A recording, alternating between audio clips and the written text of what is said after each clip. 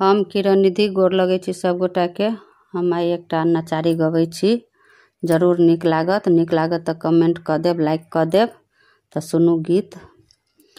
भंगिया बर देखी गौरी मौलेली, कोना का दिन माजे तई है। भंगिया बर देखी गौरी मौलेली, कोना का दिन माजे तई है।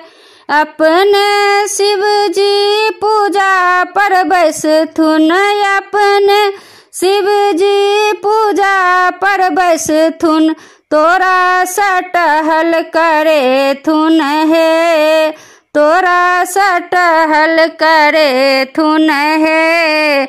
भंगिया बर देखी गौरी मौलेली, कोना का दिन माजे तई है।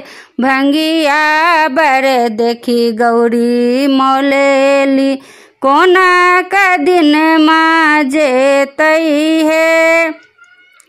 अपने शिव जी डमरू बजे थुन, अपने शिव जी डमरू बजे थुन, तोरा सा बम बम कहे थुन है, तोरा सा बम बम कहे थुन है। भंगिया बर देखी गौरी मौलेली, कोना का दिन माजे तई है।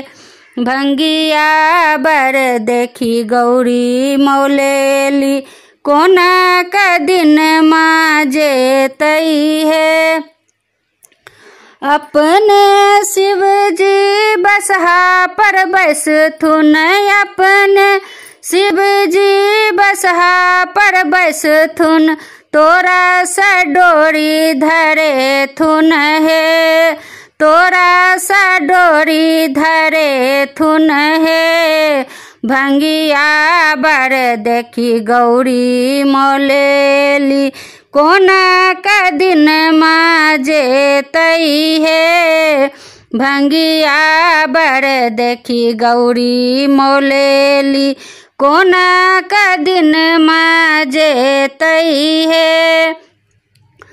एक गम मंगथुन, दुई गम मंगथुन, एक गम मंगथुन, दुई गम मंगथुन, बने में लिट्टी लगे थुन है, बने में लिट्टी लगे थुन है।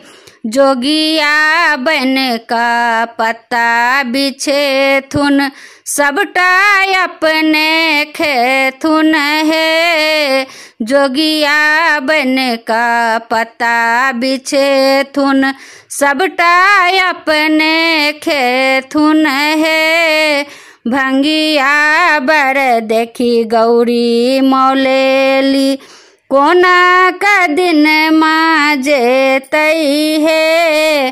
भंगिया बर देखी गौरी मौलेली, कोना का दिन माजे तई है।